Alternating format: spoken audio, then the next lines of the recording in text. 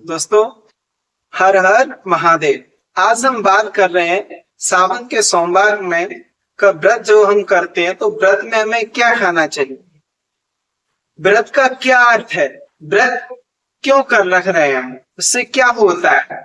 तो दोस्तों, आप देख रहे हैं कि सोमवार का सूरज जब उगता है तो हर घर में हर आंगन में एक संकल्प होता है, एक व्रत का संकल्प होता मन में कि आज तो मेरा व्रत है। तो दोस्तों, सावन के सोमवार में ये सिर्फ तारीख नहीं है, ये आस्था की एक परीक्षा है जिस दिन भूख भी शिव के नाम पर क्या होती है, ठहर जाती है और मन भक्ति में रम जाता है। लेकिन एक सवाल हमेशा उठता है कि व्रत रखें तो खाएं क्या, क्योंकि व्रत का मतलब है भूखे रहना नहीं है, संयम से जीना है। व्रत का मतलब भूखे रहना नहीं है, संयम से जीना है। तो आज मैं आपको बताऊंगा सावन सोमवार के फलाहार की पूरी लिस्ट, जो आपके व्रत को बनाए रखे और शरीर को थकने भी ना दे। तो सबसे पहले हम समझ लीजिए व्रत का असली अर्थ क्या है। व्रत नहीं है उस उपवास, या व्रत है मन को शिव के पास ले जाने का प्रयास। व्रत नहीं है बस उपवास, व्रत है मन को शिव के पास ले जाने का प्रयास। यानी फलाहारी, यानी ये तो वो आहार है जिसमें अन्न नहीं है पर ऊर्जा भरपूर और शरीर को सादे और मन को भी शांत कर रखे। सबसे पहले हम बात करते हैं फलों की। तो व्रत में आप केला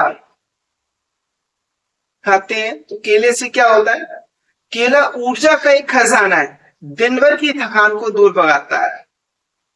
सेब हल्का और सुपाच्य है, हल्का भी होता है, हाल पच भी जाता है। हर व्रत में फिट बैठे, कोई सा भी व्रत हो, सब में आप ये सेब ले सकते हैं, केला सेब ले सकते हैं। अनार, अनार क्या है, शक्ति और ताजगी दोनों साथ लाता है। पपीता है, अमरूद है, अंगूर है, मौसम के हिसाब से पेट को भी ये ठंडा रखते हैं, तो इस हिसाब से हमें पूर्ण ऊर्जा भी मिलती है। फल खाओ मौसम के अनुसार, यही तो व्रत का असली आधार।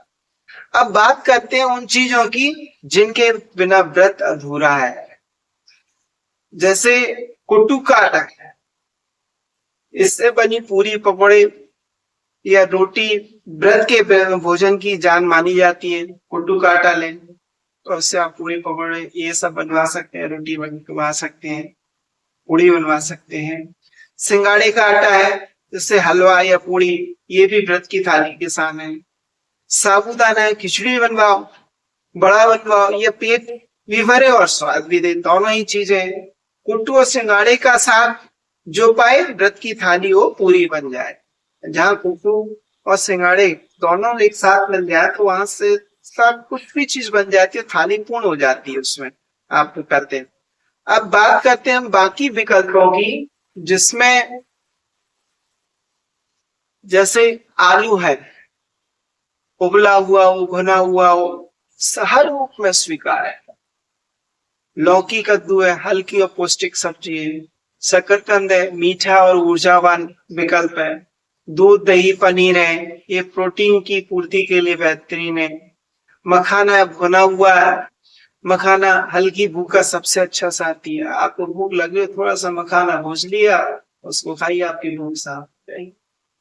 ड्राई फ्रूट्स यानी बादाम काजू किशमिश ऊर्जा बनाए रखते हैं। इसमें सेंधा नमक, साधारण नमक की जगह हमें सेंधा नमक इसी का प्रयोग करना होता है। व्रत में सेंधा नमक का यूज करते हैं, साधारण नमक का नहीं करते हैं, इसलिए आप सेंधा नमक का ही प्रयोग करें। एक बात, हाँ दोस्तों, एक बात याद रखिए दोस्तों, व्रत में तला भुना ज्यादा खाने से बचें, क्योंकि उद्देश्य शरीर को हल्का रखना है, भारी नहीं है। अगर आप ज्यादा तला भुना खाओगे तो आपका शरीर क्या होगा, भारी होता है। व्रत का मतलब है आपका शरीर हल्का फुल्का रहना चाहिए, ज्यादा। तो ये चीज है, जो संयम से खाए वही सच्चा व्रती, जो स्वाद में डूबे वो भूल जाए भक्ति की गति। ये ट्रिक है इसकी। और इसमें पानी खूब पिए, नारियल पानी लें, ताकि दिन भर ऊर्जा बनी रहे और शरीर भी साथ दे। तो दोस्तों, सावन सोमवार का व्रत सिर्फ भोजन का त्याग नहीं, ये आत्मा का और शिव से संवाद है। जब पेट हल्का हो तो मन शिव की भक्ति में और गहरा होता है। अगर आप भरपेट भोजन करते हैं तो आपको आलस आएगा, नींद आएगी, तो आप भक्ति नहीं कर पाएंगे। और आपका पेट भरा हुआ है और बस लिमिटेड, जितना जरूरत है उतना ही, तो आपका मन भी एक कार्य में लगेगा, भक्ति में भी लगेगा, पूजा पाठ में भी लगेगा। इसलिए आपको फलाहार करना चाहिए। इसमें फलाहार से भरा हो थाल, पर मन में हो बस शिव का ध्यान, यही तो है व्रत का सार। यही है भक्ति की पहचान। जो संयम से जीवन साधे वो पाए शिव का वरदान। सावन के हर सोमवार में बस यही हो और हमारा एक ही अरमान, शिव भक्त, ओम नमः शिवाय। बस शिव की पूजा में आप लगिए। दोस्तों, अगर आपको ये जानकारी अच्छी लगी हो तो वीडियो को लाइक शेयर कीजिएगा और चैनल को सब्सक्राइब कीजिए और कमेंट में बताइएगा कि आपका पसंदीदा व्रत का फलाहार क्या क्या है। आप हमें कमेंट में बताइए। तो मिलते हैं अगले वीडियो में, तब तक के लिए हर हर महादेव।